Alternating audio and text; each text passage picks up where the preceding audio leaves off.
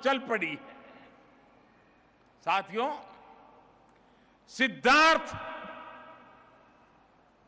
सिद्धार्थ से गौतम बुद्ध बनने की यात्रा, वो कथा, वह केवल निर्वाण प्राप्ति के पथ की कथा नहीं है। ये कथा है इस सत्य की कि जो व्यक्ति भी अपने ज्ञान, धन, संपदा से दूसरों की वेदना और दुख दूर करने का प्रयास करता है, वह हर व्यक्ति सिद्धार्थ से बुद्ध के राह पर चल पड़ता है, चल सकता है, बुद्धत्व को प्राप्त कर सकता है। बुद्ध पूर्णिमा में हमें करुणा और मैत्री का स्मरण हर पल होता है।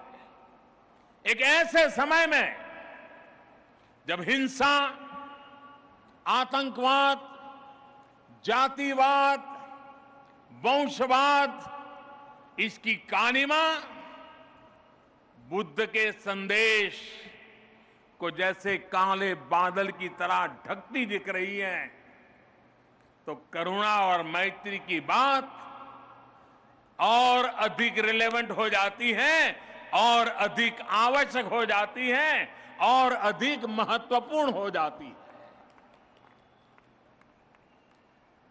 जीवित वो नहीं है जो ध्वंस, हिंसा और घृणा से अपने विरोधी पर हमला करे।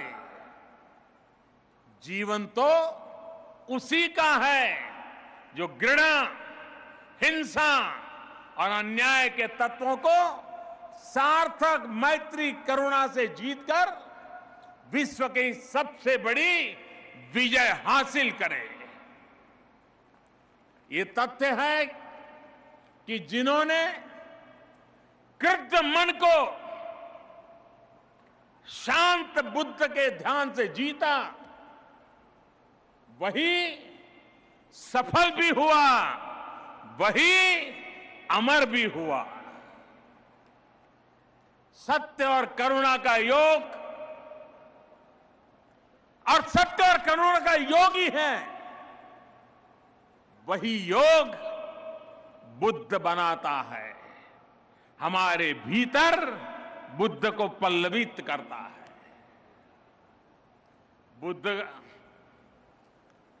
का अर्थ हिंसा के लिए प्रेरित मन को क्रुद्ध स्थिति से शुद्ध अंतःकरण की स्थिति में आना, लाना। मनुष्य और मनुष्य के मध्य कोई समाज उसकी जाति, वर्ण, भाषा के आधार पर भेद करे, यह संदेश न भारत का हो सकता है, न यह संदेश बुद्ध का हो सकता है, न इस धरती में इस विचार को जगह हो सकती है। यहां कोई किसी भी जाति, वर्ण, वर्ग, आस्था का हो, उसे सदैव अपनापन, आत्मीयता के साथ सहज स्वीकारा गया। यहूदी समाज हो, पारसी समाज हो, हजारों वर्ष से एक रूप, एक रस होकर फिर जो सदैव हमारे रक्त, हमारे मानस, हमारे अस्तित्व का अविभाज्य अंश है, उनसे भेदभाव की कल्पना भी हमने कभी नहीं की। समता का भाव, समानता भाव अपने जीवन में जीना ही बुद्ध को जीने का मतलब यही होता है।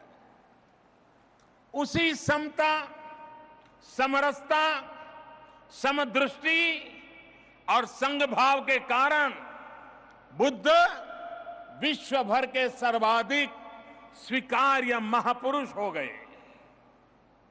यही भाव बाबा साहब आंबेडकर ने जिया तो वे भी बुद्ध के राह पर चल पड़े।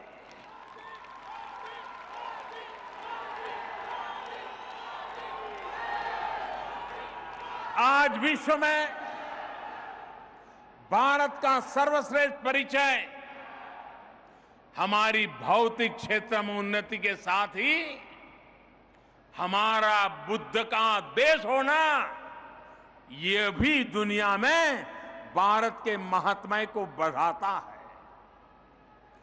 धम्मं शरणं गच्छामि, बुद्धं शरणं गच्छामि, संघं शरणं गच्छामि।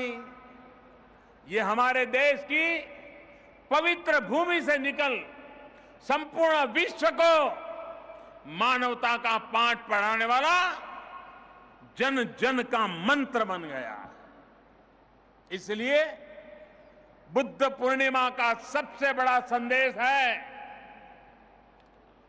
तुम दूसरों को बदलने से पहले स्वयं को बदलना शुरू करो, तुम भी बुद्ध हो जाओगे।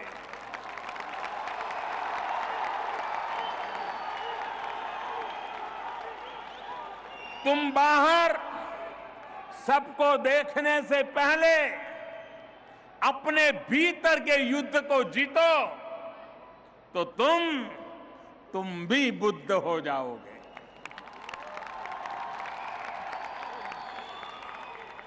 अप्पो दीप आप भव, अप्पो दीप आप भव। स्वयं अपना प्रकाश अपने भीतर खोजोगे तो आप भी बुद्ध बन जाओगे।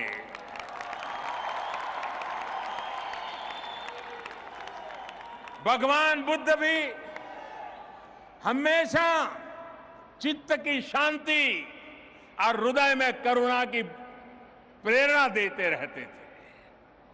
समानता, न्याय, स्वतंत्रता और मानवाधिकार आज के लोकतांत्रिक विश्व के प्रमुख मूल्य हैं, लेकिन इन पर बहुत स्पष्ट संदेश गौतम बुद्ध ने आज से 2500 साल पहले दे दिया था। भारत में तो ये विषय अलग से विचारणीय न होकर एक समग्र विश्व दृष्टि का ही अंग था।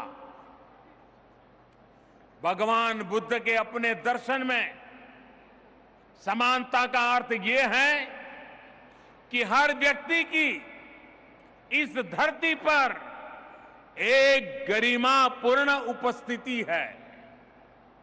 हर एक व्यक्ति को अवसर, संसाधनों का, अधिकारों की उपलब्धता बिना किसी भेदभाव सुनिश्चित की जानी चाहिए। साथियों, दुनिया का कोई भी देश हो,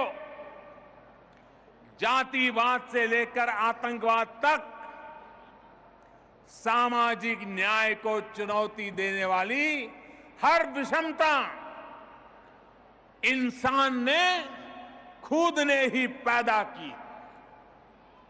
ये विषमता ही अन्याय, शोषण, अत्याचार, हिंसा, सामाजिक तनाव और सौहार्दहीनता का मूल स्रोत है।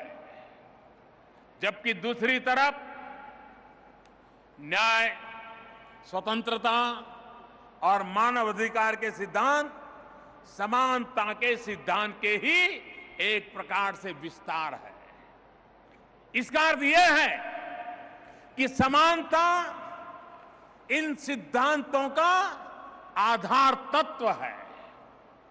यदि हमारे समाज में समानता की भावना सुदृढ़ होगी तो सामाजिक न्याय, स्वतंत्रता, मानव अधिकार, सामाजिक परिवर्तन, व्यक्तिगत विकास, शांति, सौहार्द, समृद्धि, ये सारे मार्ग हमारे लिए खुल जाएंगे और हम तेजी से आगे बढ़ पाएंगे। भगवान बुद्ध ने अपने उपदेश में अष्टांग की चर्चा की है।